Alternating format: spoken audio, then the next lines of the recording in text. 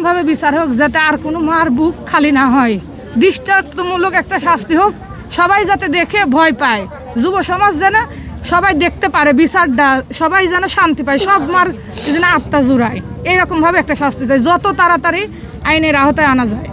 আমরা এটাই আশা করি আইনের কাছে। আমি তো বিচার চাই, আমি সবসময় বিচার চাই। আমি এসে এখনো তো বেটিক দেখতেই পাইনি, ওখানে পড়ে রয়েছে এইটুকু দেখেছি, আমি আর কিছুই দেখি না, আমার কিছুই দেখা হয়নি। আমি আমার সন্তানের সুবিচার চাই, আমার সন্তানের যেই কাজগুলো করেছে আমি সেগুলো মানুষের সুবিচার চাই। মিটিংয়ে বসছে তখন আমার এক ফ্রেন্ড ফোন দিয়েছে যে এই ঘটনা, তো দাদি আর হচ্ছে তো শালি হচ্ছে পড়ে আছে। তো আমি তো শুনে পরে আসলাম, আর রুম থেকে যে গেটের বাইরে পড়ে আছে আর কি। জি, আর আমার শালি হচ্ছে মাঠের ভিতরে সরিষার ক্ষেতে পড়ে আছে। একজন যুবতী মেয়ে এবং একজন বয়স্ক মহিলা কারা বা কে যেন তাদের দুজনকেই খুন করে একজনকে বাড়িতে রাখছে, একজনকে মাঠে নিয়ে গেছে।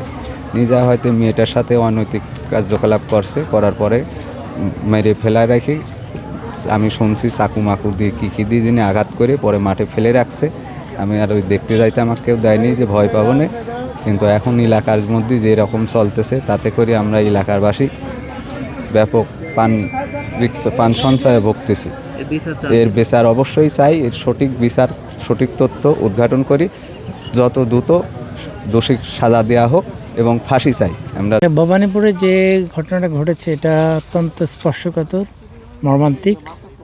আমাদের জেলা পুলিশ, ডিবি টিম, সিআইডি এবং পিবিআই আমরা সবাই এখানে আছি।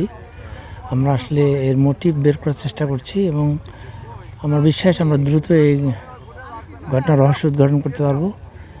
আপনারা সকলে একটু আমাদের সহযোগিতা করেন।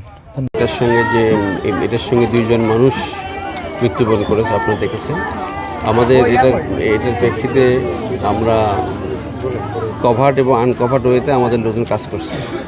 আর সে উল্লেখ করার মতো যেসব তথ্যগুলো আছে সেসব তদন্তের সাথে আমরা কিছুই বলবো না। আমরা কিছু পেয়েছি ক্লু, সেসব আলোকে আমাদের কাজ চলছে।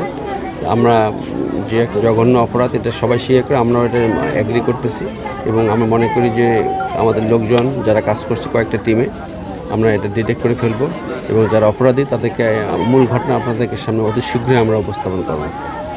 ধন্যবাদ।